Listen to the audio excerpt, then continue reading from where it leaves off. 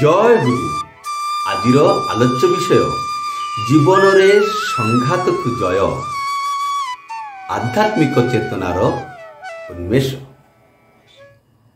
आध्यात्मिक चेतनार आविर्भाव हेले ई संघात जीवन रे संघात कौन कौठू आसे किपरि आसे कौन एटा किपरि देखिबा एई सब विषय रे संपूर्ण भाव रे आज भिडियोटी आलोचना आहरी उल्लेख कर परम प्रेममय परम पूज्यपाद श्री श्री आचार्य देव यही विषय रे कौन कहते तांकर आंतरिक अंतरर ऐकांतिक मेसेज आंभ मानक पाई कौन सूचना दिए आंभ मानक कौन करने आह्वान कर विषय रे जानिबा को हेले भिडियोटी संपूर्ण देखा हम एवं जदि चैनल टी सब्सक्राइब करना निश्चित भाव में सब्सक्राइब कर नियंतु सब्सक्राइब बटन टी दबाई बेल आइकन टी बजाई ऑल कर दिंतु जो थी कि आपण को पाखरे परम प्रेममय श्री ठाकुर अमृतवाणी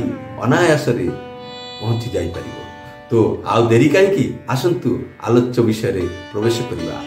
आजिर आलोच्य विषय होछि जीवन रे संघात को जय लाभ करवा। संघात कौन संघात कोठी जन्म निये संघात जन्म निये मनरे और मनुष्य मध्य दुईटी शक्ति अच्छी गोटे हूँ निम्न प्रवृत्ति आ गोटे हूँ उच्च चेतना। निम्न प्रवृत्ति कौन काम क्रोध लोभ मोह मद मत्सर्य ये जो टाण टाण आसक्ति इमाने टाणी नहीं एपट सेपट जाते। आउ उच्च चेतना शक्ति कौन दया क्षमा सहानुभूति सहनशीलता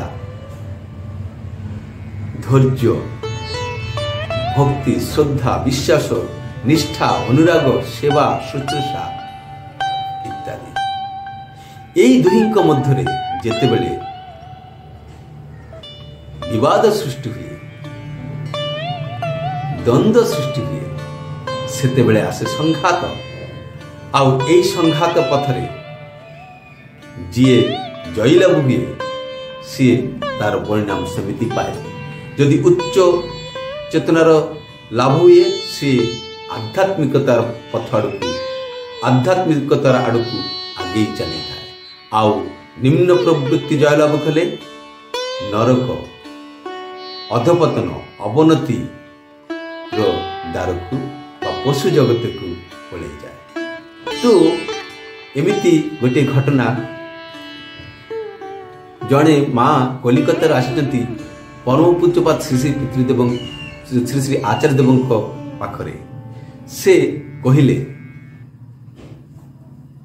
तांकर गोटे झील से तार माध्यमिक परीक्षा देव किंतु से अजब अजब कथा अजब अजब घटना जमी सुपर न्याचुराल अतिशय शक्ति विषय को नहीं व्यस्त तार मुंड को पाई बसी तार पाठ पढ़ारे प्रभाव पकाउछि। आउ एइटा ही होछि से माँ जनकर कहउचंती एइटा ही होछि एई सब ही होछि मोर कष्ट दुख। श्री श्री आचार्य देव कहले तुमर कष्ट दुख एइटा विषय नुह विषय होछि जुक्तिर।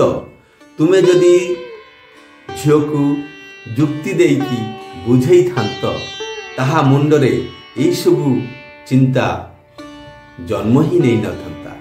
मु जहा जो विषय को विश्वास करे मु जहा विश्वास करे ताहा को जदि गोटे फॉर्म रे रूपायित न करि पारे ताहाले मु ताको उपलब्धि करि पारे ना।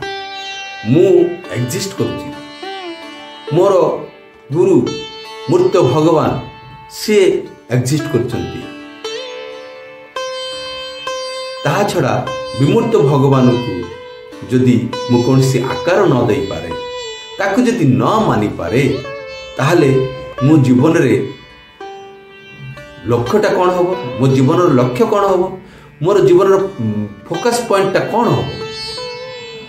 जदि युक्ति को मानिनु न मानु ता अर्थ इच्छा को मानु इच्छा प्रवृत्ति ଅନୁସାରେ ଚାଲୁ।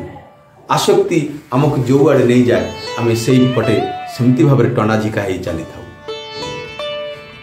ମଣିଷ ଜଙ୍ଗଲରେ ରହୁଥିଲେ, ସେମାନଙ୍କର ଚାଲିଚଳନରେ କୌଣସି ବାଧା ବିପତ୍ତି ନଥିଲା, ଇଚ୍ଛା ପ୍ରବୃତ୍ତି ଅନୁସାରେ ଚାଲୁଥିଲେ। ସେମାନେ ହିଁ କ'ଣ ଆଧୁନିକ? ସେଇଆ ହିଁ କ'ଣ ଆଧୁନିକତା?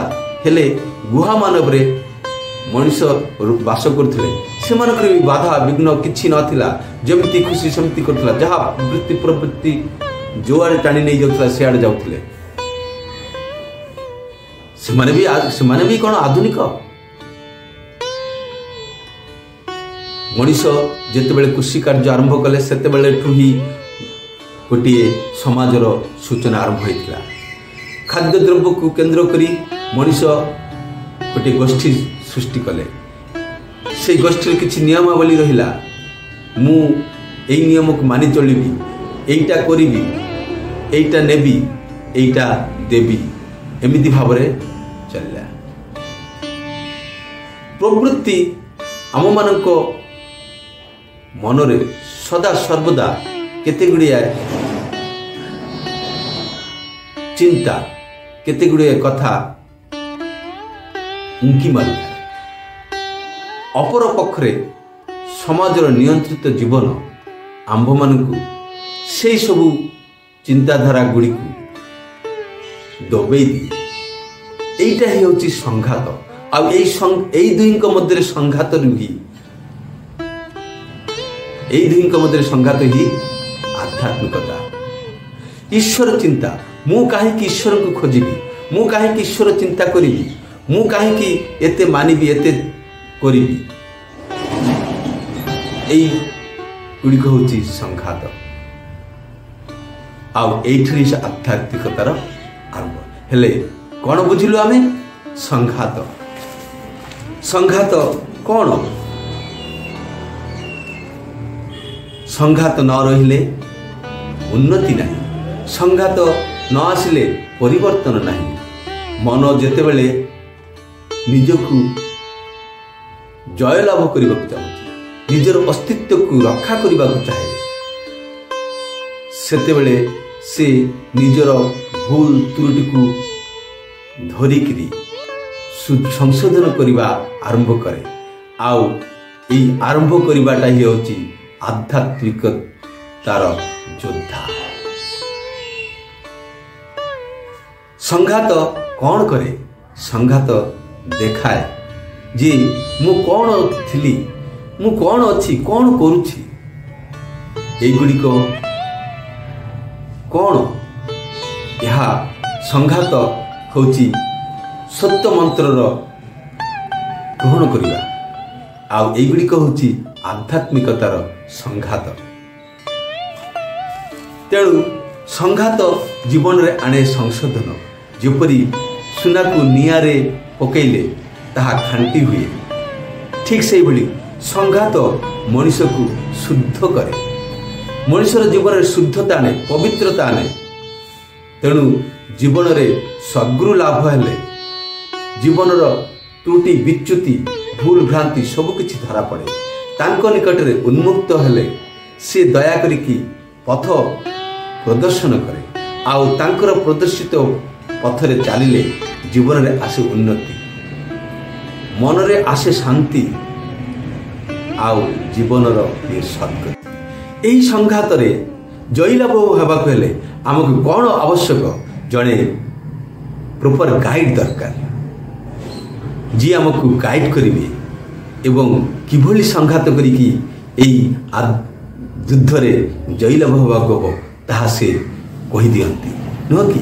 ତ ସେଥିପାଇଁ ପରମ ପ୍ରେମମୟ ଶ୍ରୀ ଠାକୁର କହୁଛନ୍ତି, ସଦ୍ଗୁରୁଙ୍କର ଆଶ୍ରୟ ଗ୍ରହଣ କର, ସଦ୍ଗୁରୁଙ୍କର ଶରଣାପନ୍ନ ହୁଅ, ସତ୍ସଙ୍ଗର ଆଶ୍ରୟ ଗ୍ରହଣ କର, ତୁମର ଉନ୍ନୟନ ପାଇଁ ଆଉ ଭାବିବାକୁ ହେବ ନାହିଁ।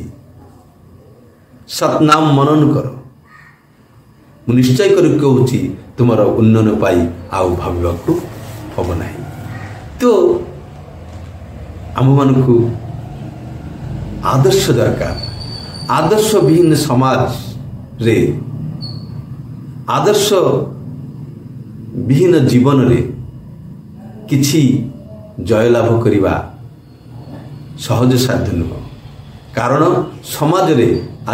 ସମାଜଟା ଆଜି ଆଦର୍ଶ ବିହୀନ ହେବାକୁ ଆରମ୍ଭ କରିଛି।